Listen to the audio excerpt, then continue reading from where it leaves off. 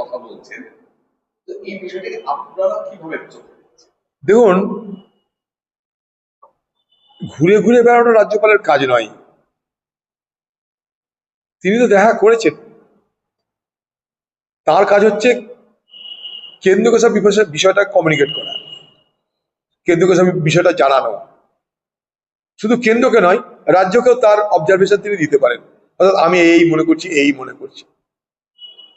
গেলেন গেলেন ঠিক আছে, যদি একবার গেলেন, তার ইচ্ছা হয়েছে একবার যেতে চাই, গেছেন। কিন্তু রেগুলার এটা পলিটিক্যাল ভিজিটের মতন, পলিটিক্যাল ভিজিট একটা রাজ্যপালকে মানায় না।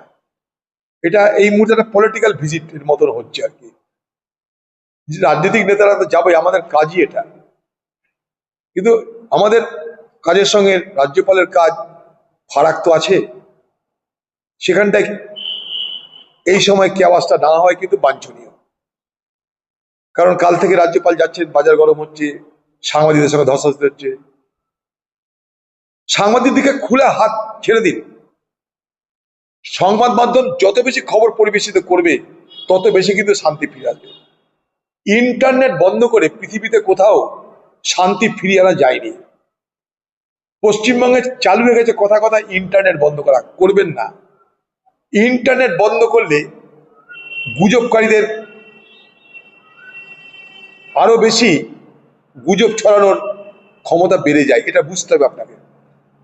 আপনি সারা ভারতবর্ষের ইন্টারনেট বন্ধ করতে পারবেন না। তাই আপনারা ছোট্ট এলাকায় ইন্টারনেট বন্ধ করে দিয়ে সেখানটায় খামোখা একটা ভয়, ভীতি, অবিশ্বাসের বাতাবরণই তৈরি করা হয়, বাকি কিছু হয় না।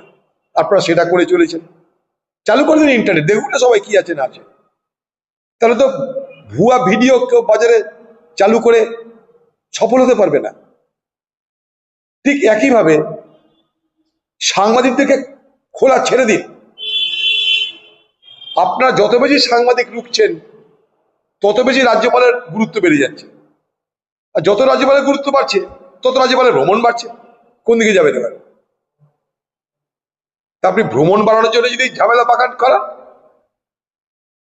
আর রাজ্যপাল সাহেবকে বলবো, মাননীয় রাজ্যপাল, আপনিও তো এই রাজ্যের একজন মাথা, আনইলেক্টেড, কিন্তু আপনি একজন সাংবিধানিক পদে বসে আছেন। আপনি আপনার মর্যাদা, আপনার সম্মান, আপনার পদের গরিমা রক্ষা করুন। বাংলার দিদি, আপনাকেও বলবো, প্রয়োজন পড়লে রাজ্যপালের সঙ্গে আলোচনা করুন, রাজ্যপাল আপনার সঙ্গে আলোচনা করুন, যেখানে যেখানে যা যা করার করুন। দয়া করে এমন কোনো কাজ কেউ করবেন না যাতে শান্তিটা